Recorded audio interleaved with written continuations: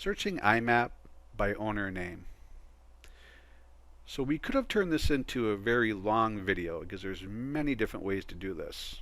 And what we really want to do in this video is just give you a good start on how to think of doing the name search. So as always, you want to make sure that you have your search area set that you're going to be searching within. And then you go to the owner name, you'll see that it's going to default to starts with, and the way iMapp is going to look things up is by the owner's last name, or what you're going to see is however the property owner is filling out documentation and submitting it to the county. But if it's a human being, it's going to start with the last name. So if we were just to do a search on a generalized last name like Smith and do a start search, you're going to see that we're going to get one type of result first. Okay? And it's getting everything that has Smith. Now if we were to dial this in a little bit farther, and suppose we were looking for what we knew as William Smith, and we did another search on this and said start search, we get a completely different result when we do it this way. So, with the name William, we would think that the name William, because maybe it is a legal name, but how is William filling out documentation? Does William really go by William? William could go by Bill. And you see we're getting different results with that.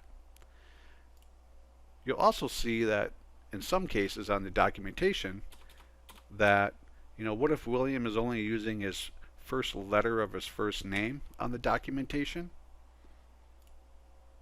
Again, we have different results. Okay?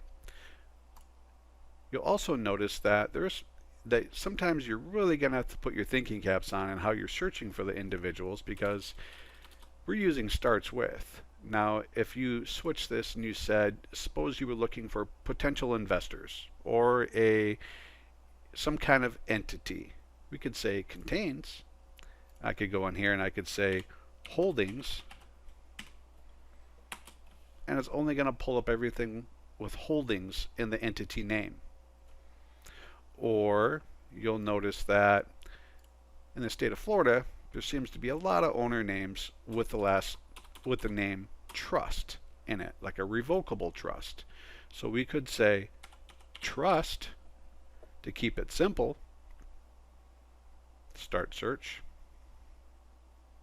But what you'll notice sometimes is it goes back to however that individual or the entity is filling out documentation is how iMapp is going to find it. So if we were to go back to trust and just change that to TRST, you're going to notice that in some cases only that's going to show up, TRST. Another way that you can think of using this search is, what if you were prospecting and you didn't want to go through manually editing all of your results, and you wanted to only speak with homeowners, consumers that weren't using a LLC, didn't place their home in a LLC. We could say doesn't start with or doesn't contain LLC.